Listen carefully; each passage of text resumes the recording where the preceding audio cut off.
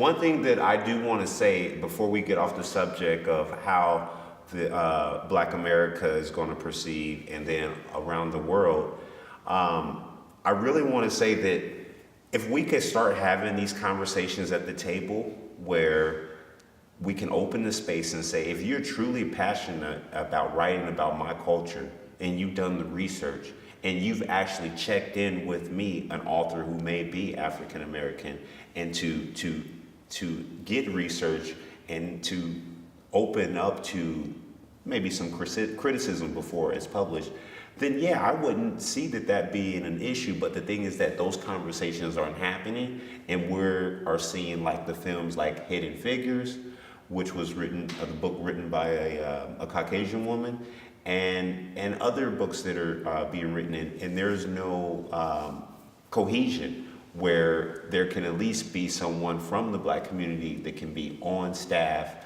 to make sure that everything is following suit. And that's all I say. And people should be able to write a story of any other culture and not be of that actual culture and still have the same type of leverage. I agree. I believe so, because when you're in the university and you have professors of, let's say, religious studies, you could have a Muslim professor or a Black professor or a white professor, and they may be teaching about Islam, Judaism, Buddhism, etc. Well, obviously that one person is in all those religions, but they've done their studies, deep studies on all of them, and I think they do have a right to talk about it. And of course, in college, you always have the back and forth. Now, at UCSB, the big classes were like 1,000 people, but you did break down into study groups of maybe a dozen or 20 at the most, and you could discuss different aspects and still meet with the professor. If you had questions, the professor would have office hours. So I do believe that people should not be resented for writing beyond their own religion or ethnicity or historical background. I think that's something we should invite. And I believe we need to learn more about each other's backgrounds anyway. When I was teaching, I had the opportunity to have students write about every just about every ethnic holiday that came up during the year. And so they would, during the P announcements in the morning, they would read a 2 or 3 minute excerpt from what had been written by them.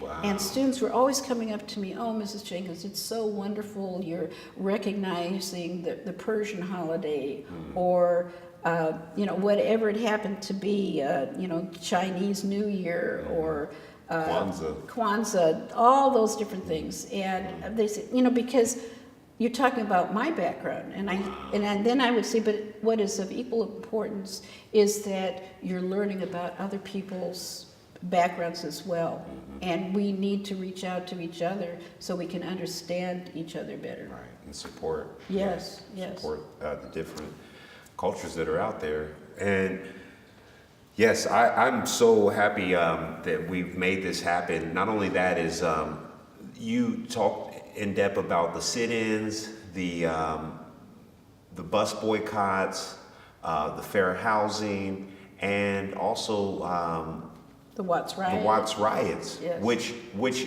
really wasn't that long ago. No.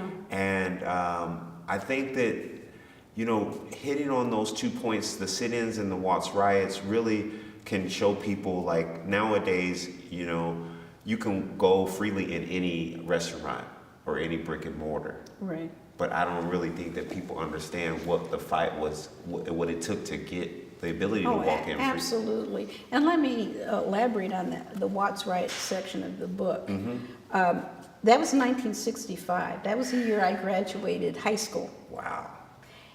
I'm just a few years older than that now. But I had to take 2 buses from my home in Torrance to get to a job that turned out, a summer job, that turned out to be on the exact border of the quarantine area of the Watts riot.